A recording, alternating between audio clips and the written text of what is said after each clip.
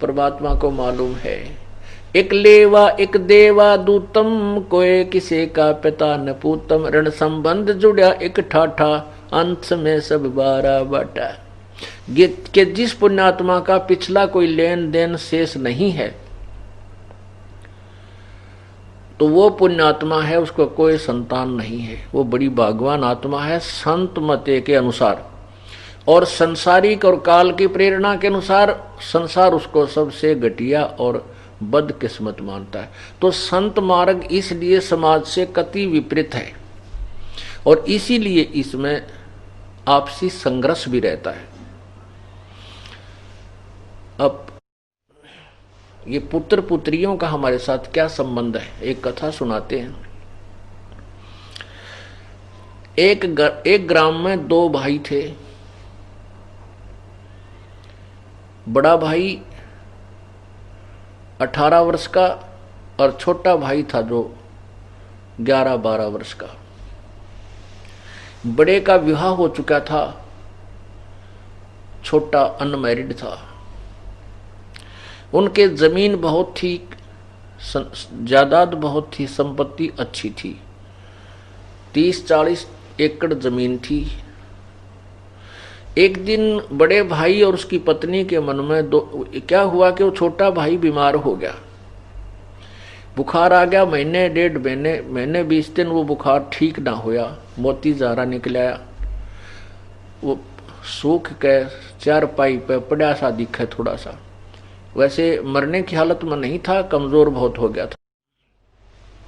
माता पिता थे नहीं, मृत्यु को प्राप्त हो चुके थे। तो उस भाई और उसकी पत्नी के मन में क्या दोष आ गया कि ये हमारे पैसे खर्च करवा रहा है, बीमार हो गया, और ये मर जाता बढ़िया है, इसको मरवा दिया जाए। अब बीमारी का भी बहाना हो रहा है, लोग ने सोचेंगे बीमार था, और सारी संपत्ति अपने को मिल जाए। कहते हैं लालच नीच नकीब है इन फौजा माही। दोनों की एक सलाह होगी। वहां एक वैद्य था, उस वैद्य से मिले जो उसका ट्रीटमेंट कर रहा था। उससे कहा कि तो हम आपको कुछ पैसे दे देंगे, इसको विष दे दे, ये मर जा। तो उसने भी अपने 500-400 रुपये कह दिए, भाई 500 रुपये लूंगा, मैं दे दूंगा विष। वो 500 रुपये उस वैद्य ने लेकर उसको दवाई के रूप में विष दे दिया। वो लड़का मर गया। लड़का मर गया तो कोई बात नहीं, बात खत्म हुई, कोई चर्चा चली नहीं, भी बीमार था। उठा के कुल के लोगों ने अंतिम संस्कार कर दिया। अब वो सारी संपत्ति उनके पास होगी, और 1 वर्ष के बाद उनका एक लड़का हो गया, जब तक कोई संतान नहीं थी। अब इकलौता पुत्र और कोई संतान हो ही नहीं। इकलौता पुत्र, उसको खूब खिलावें, बढ़िया आहार करें, करवावें हैं, तो गिने दिनों में वो कुछ ही समय में जवान हो गया। कहने का भाव यह है कि 12, 13, 14 साल का होते ही उसका ब्याह कर दिया। उस लड़के का अपने बेटे का विवाह कर दिया। विवाह होते ही 6 महीने के बाद, विवाह के 6 महीने के बाद पश्चात वो लड़का बीमार हो गया। वो इतना बीमार हो गया कि उसके पिताजी ने उसके ट्रीटमेंट पर कई हजारों रुपये बर्बाद किए, लगाए। जहां भी जिसने वैद्य बताया वहां गए, महंगे से महंगी दवाई। फिर कहीं झाड़ फूक करने वालों के बारे में बताया, वहां भी गए, लेकिन रोग समाप्त होने का, नष्ट होने का नाम नहीं ले रहा, और बीमारी बढ़ती ही जा रही है। दोनों, उस लड़के के माता पिता रो रहे हैं और पैसा भी पानी की तरफ बहा रहे हैं, और लड़का सूखता जा रहा है, कमजोर, वीक होता जा रहा है। एक दिन दोनों, उसके माता पिता व उसके पास बैठे और बच्चे के मुंह की तरफ देख रहे। उस लड़के ने कहा अपने भाई का नाम लेकर के, भाई साहब मेरी बात सुन ले। अपने पिता को, उस लड़के ने अपने पिता से कहा कि भाई साहब मेरे आखिरी वचन सुन ले। अब उनको ये पक्का हो गया कि लड़का तो मरेगा जब हमें पहचान नहीं रहा, मुझे भाई कह रहा है बाप को। तो उसका पिताजी कहने लगा बेटा मैं भाई नहीं तेरा पिताजी हूं। बोला ना तो मेरा बाप है। बाप नहीं है तो मेरा भाई है।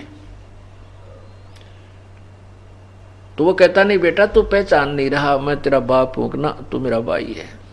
सुन ले मेरी बात कि मैं तेरा वो छोटा भाई था जिसको तूने विष देकर मरवाया और कहा भाई साहब मेरा और तेरा हिसाब बराबर हो लिया, अब केवल लकड़ियां का और कफन का पैसा शेष रहता है, मैं तेरा मांगता रह गया। अब उसमें क्या किया कि उसने उस बच्चे के इलाज पर आधी जमीन भी बेच डाली। जो उस लड़के का भाई का हिस्सा था वो खत्म हो चुका था, इतनी जमीन वो बेच कर उस पर ला चुका था। तब उसने सारी कहानी बताई कि मैं तेरा वो छोटे वाला भाई हूं और तेरा पुत्र बन के आया हूं अपना हिसाब कराने के लिए। तूने मेरी संपत्ति हड़पी थी और अब मैंने अपना हिसाब बराबर हो लिया तेरा मेरा, अब मैं चलता हूं और कफन तैयार कर ले, लाकड़ियां की पैसे जो तेरे रह रहे हैं वो कर ले इकट्ठी। तब उसको बड़ी चिंता हुई, भाई उसके भाई को यानी पिता को। कहने लगा भाई साहब एक बात और सुन ले, मेरी एक शंका का समाधान कर दे। ठीक है हमने जो दुष्ट कर्म किया हमारा आगागी के जिसका बेटा मर जाए संसार में कुछ नहीं रहता, ऐसे काल की प्रेरणा का एक नियम है भाई। ठीक है हमने तो दिशा कराया भाई, हमने भोग लिया, हमनी संतान मरेंगे, और कोई संतान होती नहीं। मैं 14-15 वर्ष हो गए तेरे बाद कोई संतान हमारा नहीं हुई और हम तो मेरा तो कुल नष्ट भी हो गया, हमें तो सजा ठीक मिल गई कि हमने तेरे साथ विश्वासघात किया था। पर एक बात का जवाब दे दे, ये जो तेरी पत्नी है इसने के पाप कर दिया भी जिंदा जलाई जाएगी, क्योंकि उस समय सती प्रथा थी कि अब तू मरेगा और इसको चिता में फूका जाएगा तेरे साथ में, इसका के दोष है। तब उसने कहा कि वो वैद्य कहाँ है जिसने मुझे विष दिया था। उस लड़के ने पूछा कि वो वैद्य कहाँ है। उसने बताया कि आपके 1-2 वर्ष के बाद वो मर गया था। तो उन्होंने कहा कि ये वही वैद्य है जो मेरी पत्नी रूप में है, ये अपनी करनी का फल पाएगा और चिता के अंदर मेरे साथ जलेगा। पुण्यात्माओं ये सत्य कथाएं हैं। परमात्मा यही बताना चाहते हैं कि एक बेटा बीमार हो जाता है और लाखों रुपये बर्बाद करके मृत्यु को प्राप्त हो जाता, उसका हमने कभी किसी जन्म में खा रखा था, उसको ले रखा था, वो बराबर कर चला।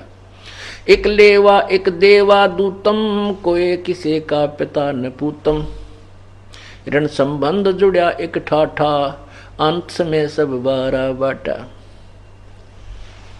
पुण्यात्मा ये घबराना नहीं कि ये पुत्र हो गए फिर तो हमारे यलन यार आगे, बेटी होगी ये भी लेना आगे, कोई बात नहीं, ये तो है, इसमें कोई डाउट नहीं। लेकिन अब हम परमात्मा की पावर से जुड़ गए, इनका लेन देन वो भगवान आसानी से करवाओगा। और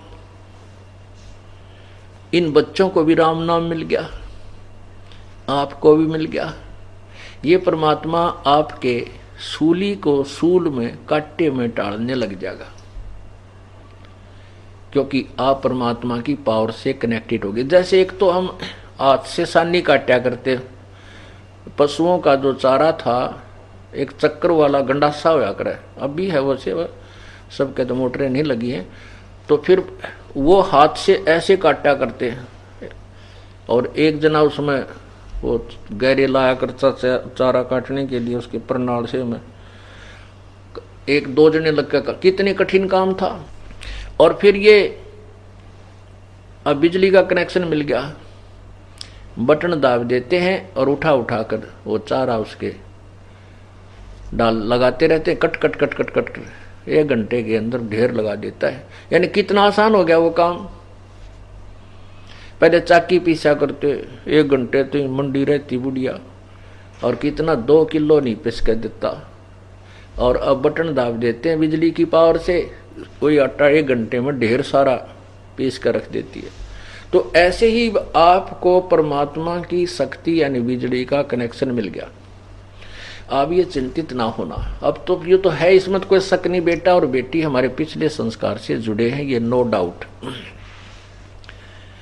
अब हमने परमात्मा की शक्ति का सहयोग मिल गया है, ये आसानी से निमट जावांगे। हमें दुख ना होगा, कष्ट नहीं होगा।